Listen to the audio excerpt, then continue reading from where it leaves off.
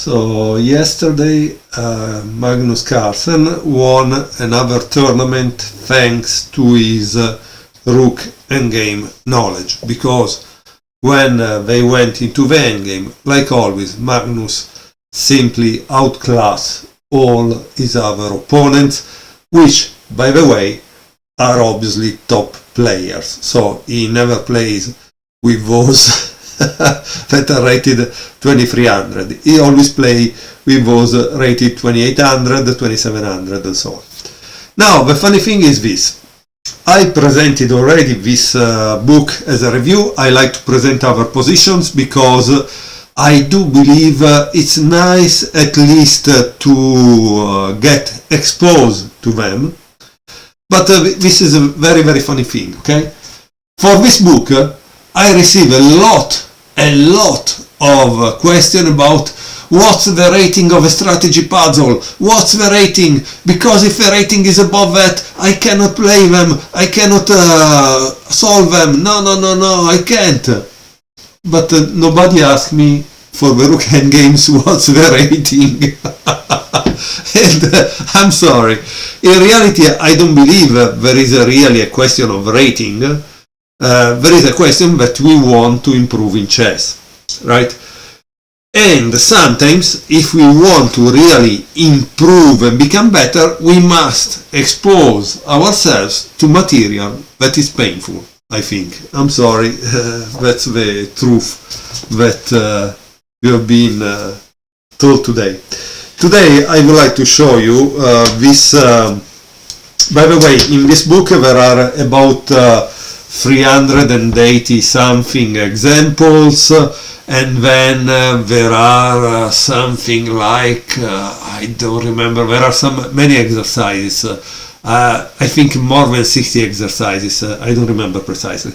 But the point is this: I would like to show you position 8, which is from a game between Schiffert and Steinitz in Vienna 1898. In this position Steinitz is black and he needs to move, okay? So generally this is how I would help you out, right?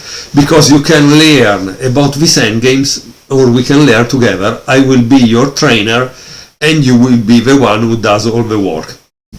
I will get a 10 minutes send clock, turn it, pause the video and start to calculate or think what you should play or do in this position as black.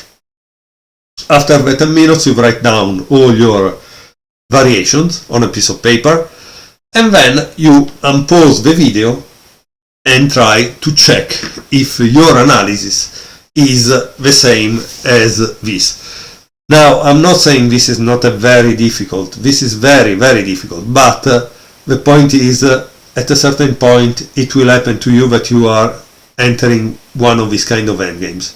So, wouldn't it be better that you already did some homework and maybe some ideas stick to you? Especially now that the time controls in the games are very, very low. Okay, here the introduction says, this sharp endgame with pass pawn for both sides is difficult to evaluate. First of all, this is a pass pawn. This will become pass pawn, but they are not pass pawn because if you do this, he can take, okay? So this is a pass pawn because it doesn't have anything in front of it. So, and it says, difficult to evaluate, requires calculation of long variations. Woo-hoo! Black's pawns are a little farther advanced, and this proves sufficient to tip the balance in his favor. Okay, so what is the fourth move that black played in this position? Black is Steinitz. Black played rook f2. White took on g6. And now, yes, he has free pass pawn, okay? Rook takes f4. Now white has 2 pass pawn and black has 1. And rook g1, because one of the things they tell you is that you need to have the rook behind the pawn you want to push, right? and here there is a comment. Otherwise, it is difficult for white to advance his pair of pass pawns. Okay. A3. King G5. King G5 seems is not a good move. Why? Because it moves the king away from the promotion square. So that's the reason. So it would have been better to play G5 instead. Okay? But he played King G5. And what can you do? Luckily, black returned the favor. He should have played Rook F3. Instead, he played Rook F2. Okay? And now, again, H4. And once more, it's very, very important that you pause again the video, if you didn't do it before, and do a little of your homework. What is the right move for black in this position? What is the right move for black in this position? In the game, Steinitz played King E6, which is not the right move, because it says this move throws away the win. He should have played A2. H5, D4, H6, D takes C3, and as you can see now, black has 4 pass pawns, but unfortunately 3 are on the same file, so they block each other. They don't help each other to go forward. If they were like this, yeah, the game is over in a sense, okay? H7, Rook H2, King G6, and here there is C2, King G7, King C5, G5, and now there is a beautiful move by black. It's those typical moves that I think the computer find, because humans, I don't think they get them.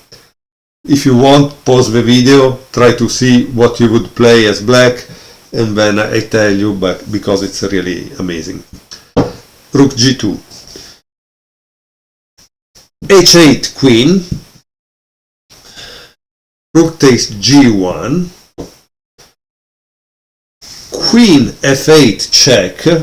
And already now I clearly think that this endgame was found by a computer, because with a queen it's really crazy to try to calculate. King B5, Queen B8, King A4, Queen A7, King B3, Queen takes G1, King B2, Queen D4, King B1. Though it is unrealistic to expect a human player to calculate this. Okay. Yeah, it's clearly unrealistic. By the way, we were at move 44 when he played King E6, the wrong move, instead of a 2. And here we are at move 56. 56. So clearly you go on this kind of endgame with a feeling, or eventually just get exposed to these endgames like you are doing right now, and that will help you in the future. Let me put the pieces back as they were. Okay, this was the position, and black played King E6, that the author says he throws away the win. H5, King F7, King H6, King G8, G5, Rook F8, King G6, Rook A8, Rook A1, A2. And now white plays a move that's wrong, because here it seems if he played H6 it would be a draw. But he played King F6, and unfortunately that's losing. Let's see why. at this point there are some lines that the author gives, but let's just see what happened in that game. d4, c takes d4, c3, king e6, c2,